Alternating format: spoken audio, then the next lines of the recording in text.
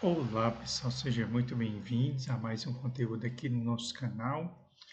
E eu acho que um dos melhores fundos imobiliários que eu já trouxe aqui no canal, nesses mais de quase 2 anos que eu gravo conteúdo aqui todos os dias, foi justamente o Betal 11, né? Betal 11 que eu conheci, ele é mais ou menos uns 2 anos atrás, e ele era muito confundido como sendo um fiago. E ele não é um fiago. Na verdade, ele é um fundo de galpões logísticos. Esses galpões logísticos, eles são, na verdade, grandes centros de armazenamento e de distribuição de tudo aquilo que é produzido no segmento do agro, certo? Então, enquanto os galpões logísticos dos grandes centros urbanos vão receber grandes produtos tecnológicos, né, objetos do dia a dia, o Beta 11 ele é muito interessante porque ele tem grandes centros, desculpe, são grandes centros, né, grandes galpões, onde eles vão receber grandes quantidades de matéria proveniente do segmento agro, né? Então muita gente confundia com fiago. Então, a primeira coisa é que ele não é um fiago. Na verdade, ele é um fundo de tijolo, certo? E ele, em alguns períodos, né, hoje ele está sendo negociado a R$ 80, né? Mas ele já chegou a ser negociado na casa de R$ 60,31 e bem menor do que esse valor. Por quê? Porque ele tinha acabado aí comprando alguns CRI, né? Além dos galpões logísticos, ele tinha comprado alguns CRI e os seus devedores não o pagavam. Então isso causou um desmoronamento das cotas que eu nunca vi.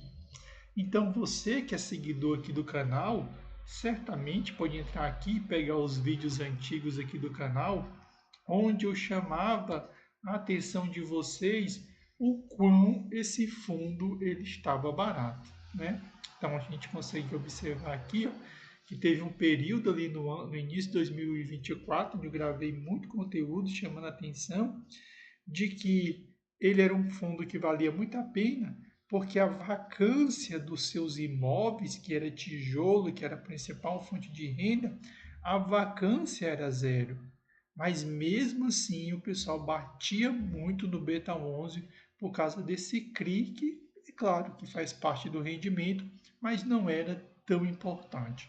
Então, a partir do momento em que o CRI se resolveu, ele saiu de R$ 59,90 e atingiu o pico de R$ 81,93. Ou seja, só nos últimos 12 meses ele subiu 21,10%, fora o dividendo, que estava acima de 14%. Mas, claro, quando a cotação começa a subir, o dividendo ele cai proporcionalmente. Não porque ele caiu, mas porque a cotação ela subiu demais, certo?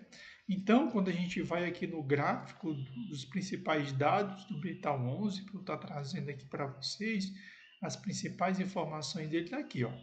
Valor de mercado 473 milhões, valor de mercado sendo negociado hoje na casa dos R$ 80, valor patrimonial 668 milhões, mas olha o valor patrimonial da cota, R$ 111,07, ou seja, ele existe ainda potencial dele passar da casa dos R$ 100, principalmente quando a Selic começar a cair.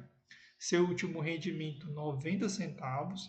Eu produzo conteúdo aqui, eu chamava atenção para vocês quando ele estava pagando 60 centavos, dividendo de 13,66, 39 mil investidores, né? Uma parte desses investidores eu que apresentei o Beta 11, tem um período aí de aluguel de 7,2 anos, né? Os seus contratos de aluguéis, 11 ativos, né? Contratos atípicos, não acompanham o mercado porque são de longo prazo e tem aí uma capacidade estática de 750 mil toneladas do agro, né?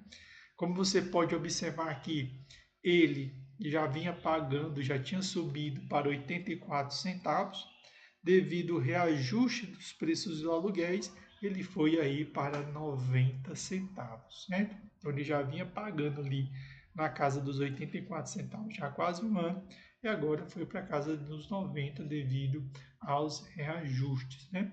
Isso daqui é o que afastava os investidores, né? Porque muita gente que estava posicionada há muito tempo só conseguia ver o metal caindo, mas não conseguia ver a capacidade que ele possui de recuperação, tá? A importância de você estar de olho. Ele é meio que um relógio, né? Todos os meses dele a sua receitinha garantida, 3,7, 3,8 milhões. O problema estava nessas receitas aqui do CRI que estava vindo zerada, né? E ele conseguiu resolver, que adicionou aí de 1,8 a 2 milhões, ou seja, acabou turbinando a receita. Como eu havia falado, mesmo no período da crise, ele pagava 64 centavos por causa das receitas dos aluguéis, estava faltando esses 19 centavos que era devido às receitas dos CRI que ele tinha comprado, né? A receita renda fixa se mantinha, as despesas a mesma e a parte do imposto de renda, né? Ou seja, um fundo muito seguro, pessoal. Aos tipos de ativo que ele tem, complexo industrial de sementes, terminal de transbordo intermodal, não tem como você desocupar, porque ele recebe toda a produção do agro não é de só um local, é de diversos locais. Infelizmente, muitos investidores não conseguem entender isso, pensam que ele é monoinquilino, não. Ele recebe matéria-prima de vários segmentos do agro, centro de recebimento de grãos, pessoal. Você consegue imaginar quantas fazendas, quantas propriedades geradoras de grão manda para esse local?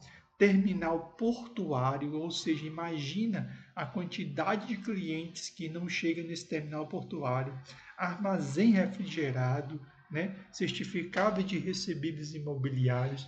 Então, o Betal 11 com os seus ativos, ele é uma espécie de shopping, pessoal.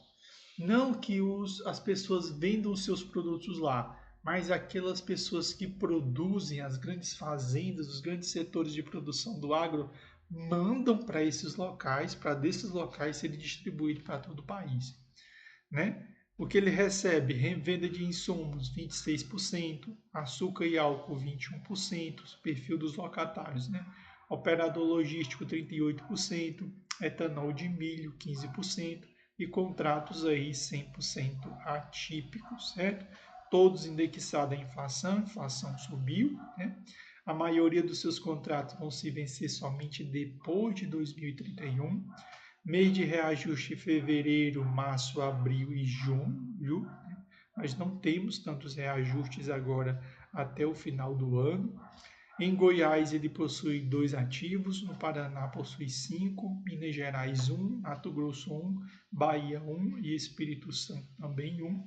Esse IRED é um dos que tem os maiores valores patrimoniais e, consequentemente, aquele que gera uma das maiores receitas, seguido pelo Andali e o Coruripe e a Bioenergia, né? Também excelentes imóveis. O seu portfólio, 555 mil ativos adquiridos, né? Tem um capture ratio médio de 11,2 e um prazo aí de contrato de 7,2 anos. Aqui ele vai trazer uma descrição de cada um dos imóveis, né? O ILRED se localiza em Toledo, Paraná, um complexo semente, né? Um montante de 42 mil, né?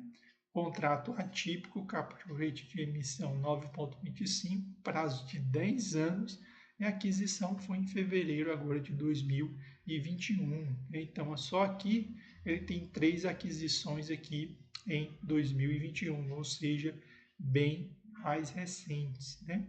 Nós temos a Fazenda Santo Antônio, que ele adquiriu ali em abril de 2024, e os outros também aqui de 2021, março e fevereiro de 2021, certo? Então, é um fundo que ele tem um grande potencial, né? uma grande capacidade de gerar renda.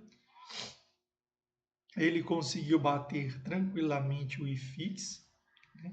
Embora tenha sofrido uma pequena queda em alguns momentos. O CDI, evidentemente, está conseguindo bater o Beta 11, porque o Beta 11 caiu muito devido àquela crise que ele teve com o CRI da Serpasa. Mas para você que teve paciência, que acompanhou, teve paciência, nós vamos entrar agora no cenário de queda da Selic, onde ele vai estar entregando aí um grande retorno para você que é investidor. Espero que vocês tenham gostado do Beta 11, assim como eu gosto muito desse fundo imobiliário. Né? Você que ainda não conhecia, comenta aí se você conhecia, se você investe no segmento de galpão logístico e qual que você tem na sua carteira. Espero que vocês tenham gostado do conteúdo aqui do